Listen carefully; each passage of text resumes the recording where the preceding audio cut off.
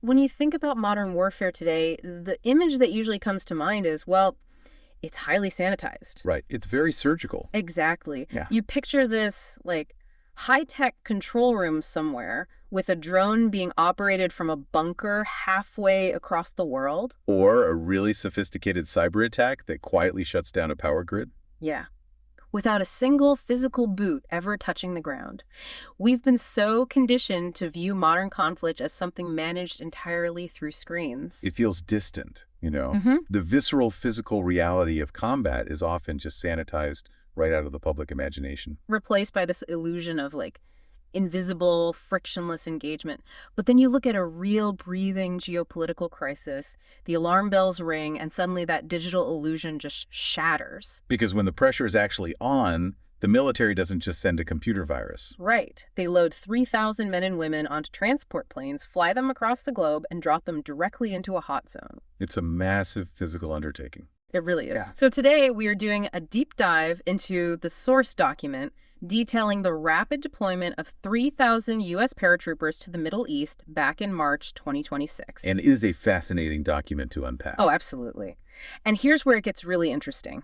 In an era that is totally dominated by high-tech warfare, autonomous drones, and cyber threats, why does the military still rely on dropping thousands of light infantry paratroopers into a highly volatile region at a moment's notice? Well, our mission for this deep dive is to break down the exact anatomy of that specific March 2026 deployment and figure out the operational logic behind it. Right. We're going to explore the whole concept of a global response force, or GRF, and really unpack this incredibly complex geopolitical chess game playing out between the U.S., its regional allies, and Iran. It's a lot of moving parts. It is. And just to set the baseline for you listening, our goal here is to examine the strategic architecture of this event impartially. We are just looking at the source material. Yeah, we aren't here to endorse any political viewpoint or take sides. Exactly. We're just looking at the mechanics of how nations use the physical movement of troops to send very specific high-stakes messages.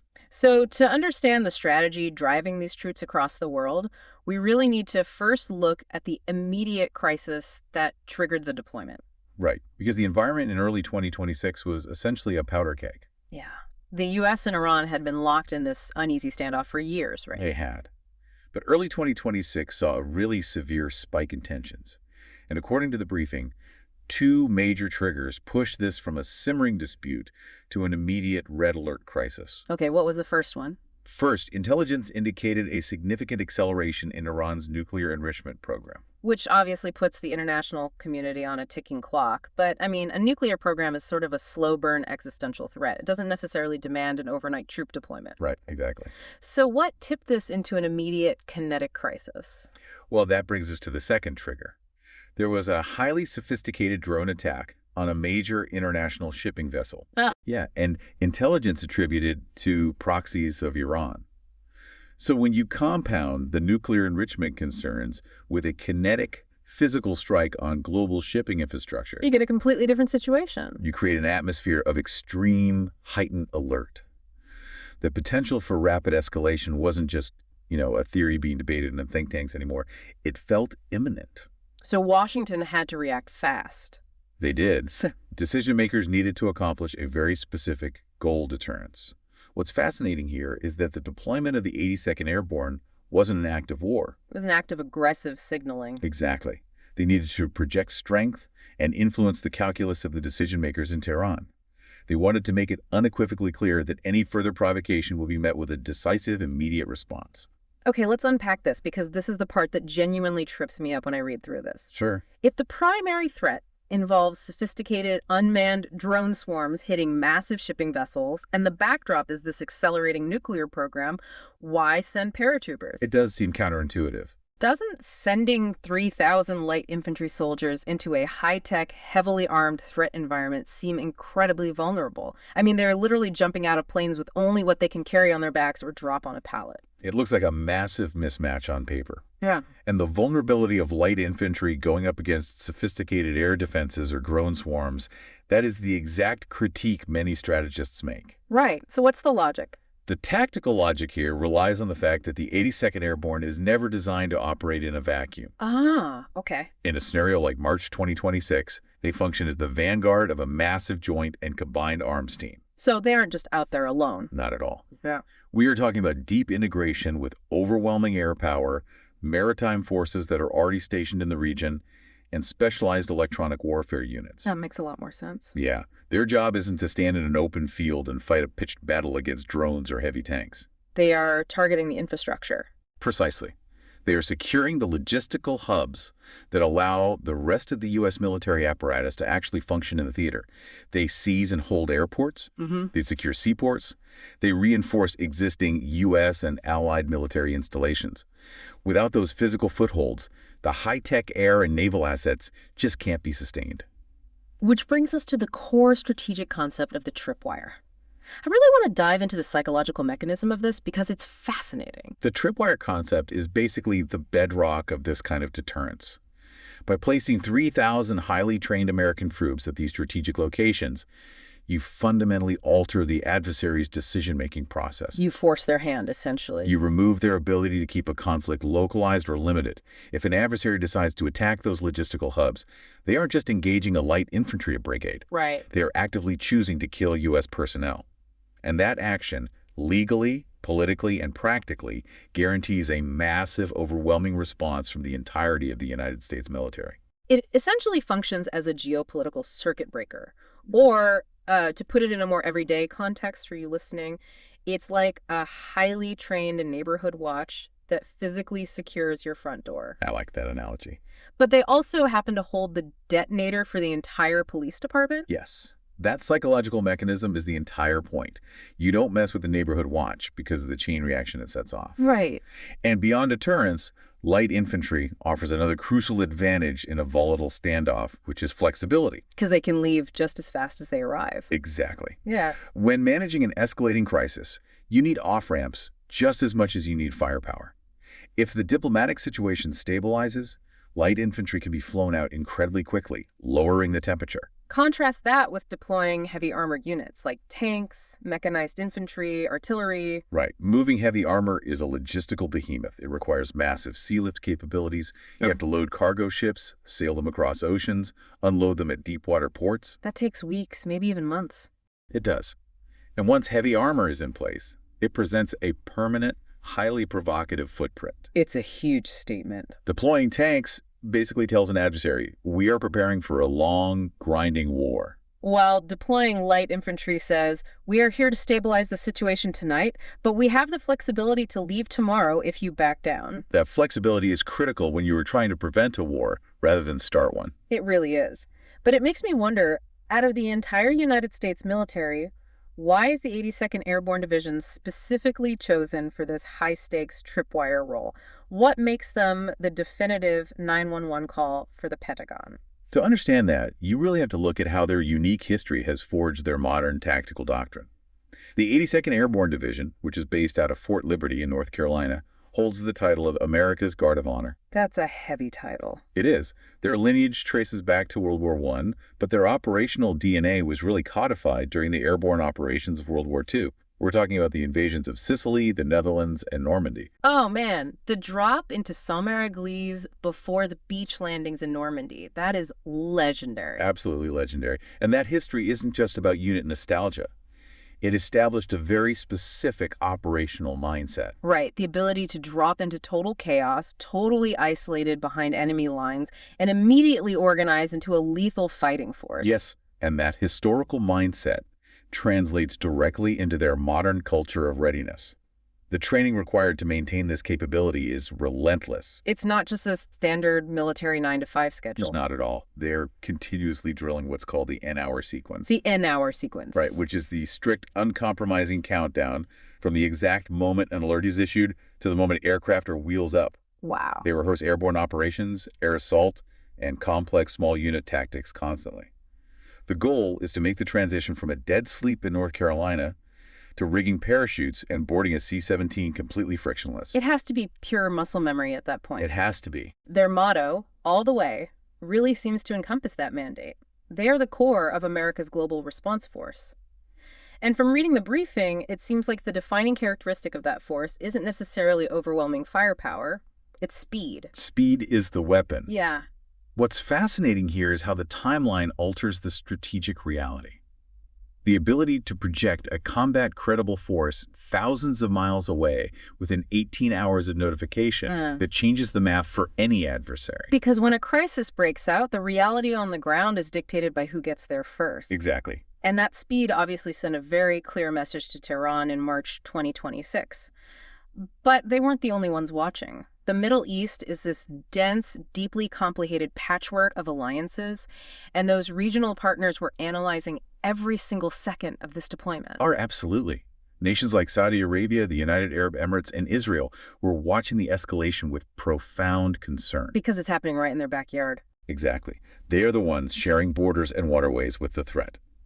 If a conflict erupts, it's their shipping lanes, their oil refineries, and their civilian infrastructure that are in the crosshairs. Right. So for those allied countries, seeing 3,000 elite U.S. paratroopers arrive practically overnight was a vital physical demonstration of commitment. It's one thing for a diplomat to promise support on a phone call. It's another thing entirely to watch American transport planes darkening the sky over your air bases. It was pure reassurance. It signaled that the U.S. would physically anchor itself to its partners in the face of regional aggression. But this touches on a much broader strategy mentioned in the document. A dual-track approach. Yes. This deployment represents what military planners call a dual-track approach to foreign policy. Direct reassurance is the first track. Okay. The second track is building partner capacity. When a unit like the 82nd Airborne deploys, they don't just sit in barracks waiting for a war to start.